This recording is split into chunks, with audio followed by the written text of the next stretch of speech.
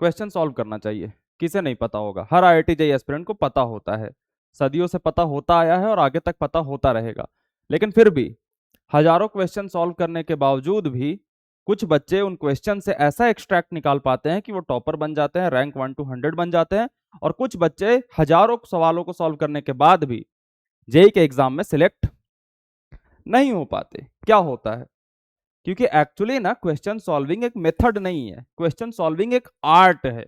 और उस आर्ट को अगर आप जान पाते हो तो क्वेश्चंस आपसे बहुत अच्छे तरीके से सॉल्व होंगे और उनके सॉल्व करने का पर्पस फुलफिल होगा। सॉल्व हो जाना बड़ी बात नहीं होती है, सॉल्व आप किस तरीके अलग मेथड को लगा करके सॉल्व भी क्वेश्चन कर दोगे तो पर्पस उसका जो है वो फुलफिल नहीं होगा। सवालों का पर्पस क्या होता है भैया? सवालों का पर्पस लाडले एग्जाम से पहले जब आप तैयारी के मैदान में हो तब कुछ और होता है, एग्जाम के दिन पे कुछ और होता है। एग्जाम के दिन पे जो आपके सामने सवाल आते हैं वो बस ये कहते हैं कि मुझे सॉल्व कर दो। सही मेथड, गलत मेथड, तुक्का लगा के, कुछ भी इलीगल चीजें करके, जैसे भी करके तुम सॉल्व करोगे, तुम अगर मुझे सॉल्व करते हो मैं तुम्हें एग्जाम में सिलेक्टेड मान लूंगा। अब वहां पे सॉल्व कर पाने के लिए हमें उससे पहले प्रैक्टिस करना पड़ता है। क्यों प्रैक्टिस करना पड़ता है भैया? क्योंकि आप वहां एग्जाम के दिन सॉल्व कर पाओ, इसके 50 मेथड में से सबसे क्रेडिबल मेथड है कि आप प्रैक्टिस इतनी कर लो कि वहां पे खुद से सॉल्व कर पाओ। आप तुक्का लगाने से अगर पूरा का पूरा सॉल्व हो जाता, अगर तुक्का बहुत क्रेडिबल होता तो अभी ये मेथड वेथड नहीं बताता तुक्का कैसे लगाएं। पर तुक्का वाला मेथड काम नहीं करता। सेंटर को हैक करके कैसे सॉल्व करे, ये भी हो सकता है, नहीं हो सकता, ये भी मेथड काम नहीं करता, पकड़े जाओगे। तो सबसे क्रेडिबल मेथड है कि एग्जाम से पहले आप क्वेश्चंस की प्रैक्टिस कर लो और प्रैक्टिस के दौरान आप इतने कैपेबल हो जाओ कि वहां जा करके उन नए सवालों को सॉल्व कर पाओ। क्या मेरी बात इतनी समझ में आ रही है? तो एक क्वेश्चन सॉल्विंग ना एक आर्ट है। अब इस आर्ट को सिखाने आया हूं। इसी तरीके से तुम आज से अपनी क्वेश्चन सॉल्विंग के प्रोसेस को इंप्लीमेंट करोगे। सबसे पहले मैं तुम्हें कुछ गलत तरीके बता देता हूं क्वेश्चन सॉल्विंग के। एकमात्र गलत तरीका है क्वेश्चन सॉल्विंग का, वो है solving question just for the sake of solving question. Question solve करना सिर्फ इसलिए क्योंकि क्वेश्चन सॉल्व करना है। आपके सामने क्वेश्चंस दिए जाते हैं, क्यों दिए जाते हैं? इसका रीजन कभी सोचा है? क्वेश्चन इसलिए दिए जाते हैं लाडले क्योंकि क्लास में आपको कुछ पढ़ाया गया। क्लास में क्या पढ़ाया जाता है? कॉन्सेप्ट पढ़ाए जाते हैं। अब कॉन्सेप्ट पढ़ाए गए, अब कॉन्सेप्ट का हमें एप्लीकेशन सीखना है। हमने हवाई जहाज बनाने की किताब पढ़ ली, अब हमें बना करके सीखना होगा ना। तो कॉन्सेप्ट पढ़ाए गए, कॉन्सेप्ट हमने सीखे या नहीं और उसे अप्लाई करना आया नहीं, वो हमें क्वेश्चन बताएगा। अगर इस कॉन्सेप्ट पे आपसे सवाल पूछा गया, अगर आपसे ये सवाल बन गया, तो ये सवाल आपको चिल्ला चिल्ला के कह रहा है कि तुझे ये कॉन्सेप्ट समझ आ गया। नहीं बना तो कह रहा है कि समझ में नहीं आया। लेकिन यस के भी 2-3 फॉर्मेट होते हैं। एक तो कि आपने एक्चुअली कॉन्सेप्ट सीखा और इस प्रश्न को सॉल्व कर दिया, तो आंसर यस आएगा। लेकिन बहुत बार क्या होता है कि हमने कॉन्सेप्ट नहीं सीखा, लेकिन हमने कुछ ट्रिक लगा दिया, कुछ तुक्का लगा दिया, कुछ गलत मेथड एक्सपीरियंस कर लिया और उसकी वजह से इस सवाल में लगाया और ये सॉल्व हो गया गलती से, और हमने यहां पे भी यस मान लिया। लेकिन इस मेथड से आपको ये एश्योर नहीं होगा कि आपको कॉन्सेप्ट आता है, लेकिन दिमाग का इल्यूजन बन जाएगा कि आपको आता है। बहुत बार क्या होता है कि क्वेश्चन में बच्चे फंसते हैं तो सॉल्यूशन देखते हैं और सॉल्यूशन को देखते हुए हमें यह लगता है कि अरे ये तो मैं आता ही था, और फिर जो नहीं आता था वो हम मान लिया कि ये आता ही था, भूल रहे थे, और उससे हम आगे सॉल्यूशन देख करके बढ़ते हैं और फिर यस तक पहुंच जाते हैं और अपने दिमाग को धोखा देते हैं कि हमें तो ये आता ही था। ये सारी चीजें हो गई फर्जी मेथड। अब रियल आर्ट सिखाता हूं क्वेश्चंस कैसे सॉल्व करने हैं। जैसे तुम बहुत सारे क्वेश्चंस के सोर्सेस यूज करोगे, उसमें से कोई क्वेश्चन निकाल करके एग्जांपल लेके अपने दिमाग में बैठो अभी, ठीक है, और राइट मेथड सिखाता हूं। मैंने तुम्हें जो पिछले 2027 और 28 वाले बच्चों को एक क्रेडिबल सोर्स रिकमेंड करते आ रहा हूं, वो कौन सी है? कि पीवाईक्यू की सबसे अच्छी रिसोर्स, ओसवाल वाली जो किताब मैंने तीनों पिछले वीडियो में भी बताई थी और अभी भी बता दे रहा हूं, क्योंकि इसी को हम फॉलो कर रहे हैं ना। अगर इस चैनल पे हो तो हम इसी 3 किताब को फॉलो कर रहे हैं बस। और सिर्फ मैं तुम्हें रिकमेंड नहीं कर रहा, 360R का जो चैनल है उस पर फ्रीली फॉलो भी करा रहा हूं कि 20 क्वेश्चंस अभी तक करोगे ना तो लास्ट आते आते जब बच्चे पीवाईक्यू लगाना शुरू करते हैं तब तक तुम्हारा ये तीनों का तीनों किताब खत्म हो जाएगा। लगभग 6,500 क्वेश्चन है तीनों किताब मिला करके, और सिर्फ 6,500 क्वेश्चन नहीं है, इसमें आपको माइंड मैप्स वगैरह भी मिल जाते हैं। मैंने पिछली बार भी बताया था तुम्हें, तो अगर अभी तक नहीं लिया ना तो ले लो। मैं यही 3 रिकमेंड करूंगा और ये मैं ईमानदारी से कर रहा हूं। बहुत सारे मार्केट में है और सारे लोग पैसे लेके खड़े हैं कि मेरे बारे में बता दो, तो मैं किसी का भी नाम लूंगा ना तो पैसे मुझे मिल जाएंगे, तो उसकी बात नहीं है। लेकिन उन सारी चीजों में से किसी एक को चुनना मेरे लिए इंपॉर्टेंट है। जब सब मुझे सेम चीज ही दे रहे हैं तो फिर मैं अपनी ईमानदारी लगाकर किसी एक ईमानदार को चुन लूंगा ना। तो मैंने ओसवाल को चुना और ऐसा नहीं है कि साल भर बदलते रहूंगा। एक किताब है, ये ले लो, मामला खत्म।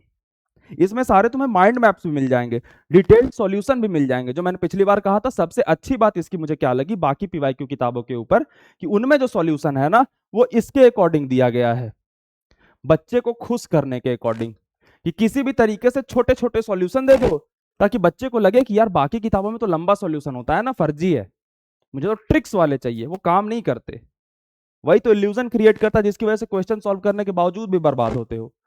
पूरी डिटेल में हमें सॉल्यूशन चाहिए, हमें शॉर्टकट नहीं सीखने, हमें एग्जाम से पहले जितने भी प्रश्नों को हल करना है उसमें हमें क्रेडिबल कॉन्सेप्ट सीखने हैं, और वो ये किताब स्टैंड आउट करती है। तो इसमें 6,500 क्वेश्चंस हम अगले नवंबर तक फिनिश करेंगे। जितनी जल्दी ले लोगे उतना बेटर होगा। इसमें सारे तुम्हें माइंड मैप्स मिल जाएंगे तो उसको भी लेने की जरूरत नहीं होगी, डिटेल्ड सॉल्यूशन हो जाएंगे। और सिर्फ क्रेडिबल, अगर तुम्हें शॉर्टकट मेथड भी सीखना है तो यहाँ पे एक स्पेशल बॉक्स बना करके शॉर्ट मेथड लिखा हुआ है, तो वो भी तुम्हें दी गई है। लेकिन इंपॉर्टेंट क्या है, लॉन्ग मेथड विथ कॉन्सेप्ट्स बहुत इंपॉर्टेंट हो जाता है।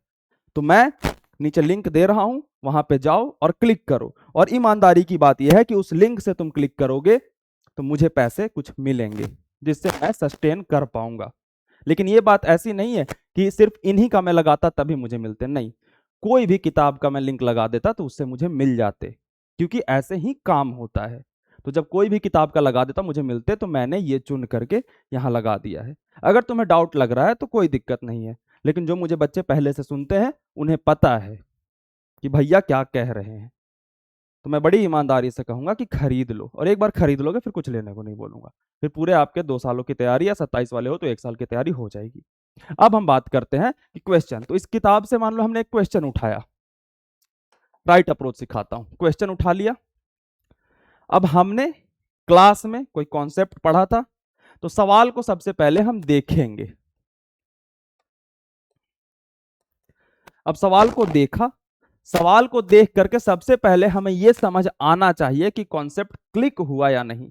ये बहुत इंपॉर्टेंट होता है, लास्ट में एग्जाम के टाइम में सबसे मुश्किल यही जनरेट करना होता है कि क्वेश्चन देखने के बाद हमारा कॉन्सेप्ट क्लिक हो रहा है या नहीं। और इस बात को भी नोटिस करना कि क्वेश्चन पढ़ने के बाद कितने देर में हमारा कॉन्सेप्ट क्लिक हुआ। यानी कि मान लो थोड़ा टाइम लग रहा है, सोच रहा हूं, ये कर रहा हूं, वो कर रहा हूं, थोड़ा सा इधर उधर पलट रहा हूं, तब जाके क्वेश्चन क्लिक हो रहा है, या फिर सवाल को पढ़ते ही क्वेश्चन क्लिक हो गया।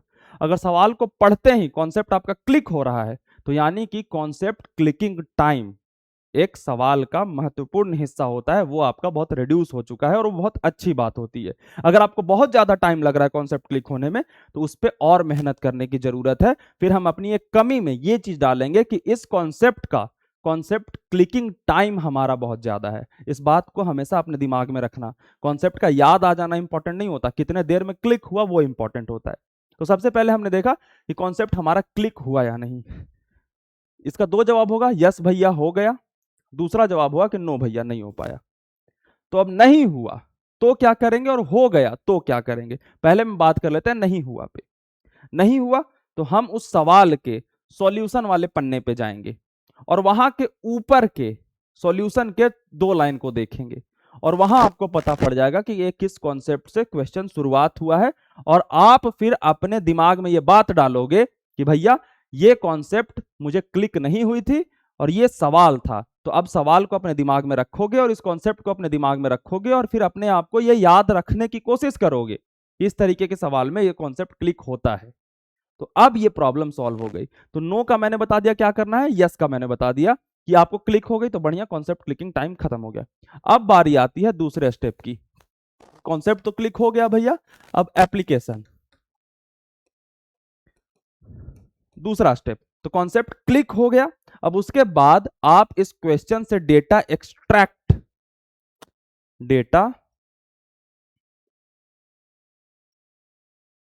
एक्सट्रैक्ट कितने देर में कर पा रहे हो और उस डेटा पे वो कॉन्सेप्ट कितने देर में लगा पा रहे हो, इसे कहते हैं डेटा एक्सट्रैक्शन टाइम। जो बच्चे कहते हैं ना कि भैया मेरे से क्वेश्चन तो सॉल्व होता है बट 1 घंटे में होता है, तो आपका क्वेश्चन जो है ना वो 3 ही जगह फंसता है। एक, कॉन्सेप्ट क्लिकिंग टाइम में बहुत टाइम लग रहा होगा। दूसरा, डेटा एक्सट्रैक्ट, तो डेटा एक्सट्रैक्शन टाइम डीईटी कहते हैं, इसको कहते हैं कॉन्सेप्ट क्लिकिंग टाइम सीसीटी। तो डीईटी डेटा एक्सट्रैक्शन टाइम आपका अगर बहुत ज्यादा है तो ऑब्वियसली क्वेश्चन स्लो बनेगा। और डेटा एक्सट्रैक्ट करने के बाद, कॉन्सेप्ट क्लिक हो जाने के बाद आप उस पर अप्लाई कर पा रहे हो या नहीं, उसमें अगर ज्यादा समय लग रहा है तो उसे भी हमें कम करना है। लेकिन डेटा एक्सट्रैक्ट करने के बाद हमने गौर किया कि हम इस पे कॉन्सेप्ट लगा पा रहे हैं, लगा दिया, तो या तो जवाब आया कि कॉन्सेप्ट लगाया, यस या नो। दो चीजें हो सकती हैं। नो पे क्या करना है, फिर से सॉल्यूशन के पास जाना है। 2 स्टेप तो शुरुआत में हमने देख लिए थे, अगर कॉन्सेप्ट क्लिक नहीं हुआ तो, अगर कॉन्सेप्ट क्लिक हो गया था तो फिर आगे के 4 स्टेप देखेंगे कि अच्छा ये कॉन्सेप्ट लगा कैसे इस पे। और जब लगा तो हम फिर वहां पे सीखेंगे, रुकेंगे, झट से तुरंत ऐसे कॉपी पे आकर के फिर सॉल्व नहीं करने लगेंगे, रुकेंगे वहां पे, और रुक करके हम उस कॉन्सेप्ट को कैसे अप्लाई किया गया है इसे अपने दिमाग में डालने की कोशिश करेंगे। और इतने अच्छे से डालना ना मुन्ना कि अगली बार वो सेम गलती नहीं होनी चाहिए। क्या मेरी बात इतनी समझ में आ रही है? एक बार जो हमने गलती कर दी वो अगली बार नहीं होनी चाहिए, ये इंपॉर्टेंट है। क्योंकि ज्यादा कॉन्सेप्ट नहीं आया टीजेई की तैयारी में, तो एक लिमिटेड टाइम में ना आप इस तरीके से करोगे तो हर सवाल आपको मैक्सिमम आउटपुट देगा। नहीं तो 1000 सवाल कर लोगे ना, इस मेथड से सॉल्व करोगे तो 100 सवाल सॉल्व किए तो 1 लाख सवाल सॉल्व कर पाओगे, कॉन्सेप्ट आ जाएगा। लेकिन अगर गलत मेथड से करोगे तो 100 सवाल कर लिए, मैं इस बात की गारंटी नहीं दे सकता कि 101वां सवाल तुमसे सॉल्व होगा या नहीं।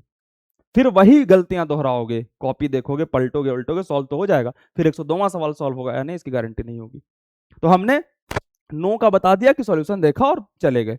यस कि हाँ भैया हमारा कॉन्सेप्ट भी क्लिक हो गया और डेटा भी एक्सट्रैक्ट हो गया और हमने कॉन्सेप्ट भी लगा दिया इस पे। अब बात third step of question solving की आती है जिसे कहते हैं कैलकुलेशन।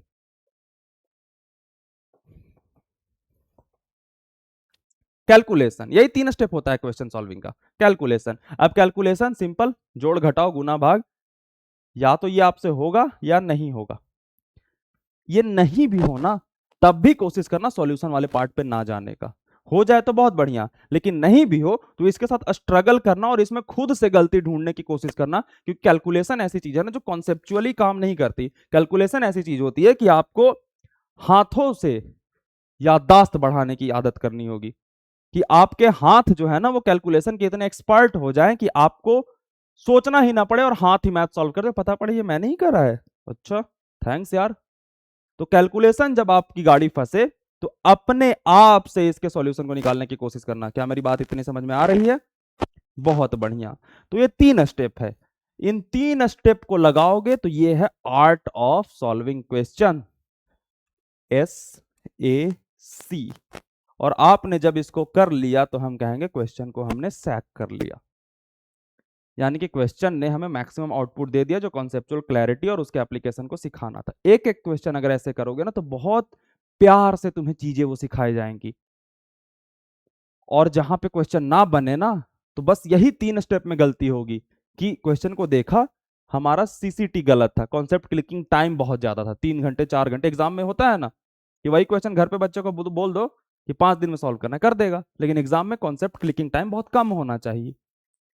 या तो डेटा एक्सट्रैक्शन टाइम में दिक्कत होगी आपके कि भैया हम ना डेटा एक्सट्रैक्ट करने में ही दिमाग घूम जाता है क्या कह रहा है सवाल, और निकाल लेते हैं तो कॉन्सेप्ट अप्लाई नहीं कर पाते। और तीसरा कैलकुलेशन।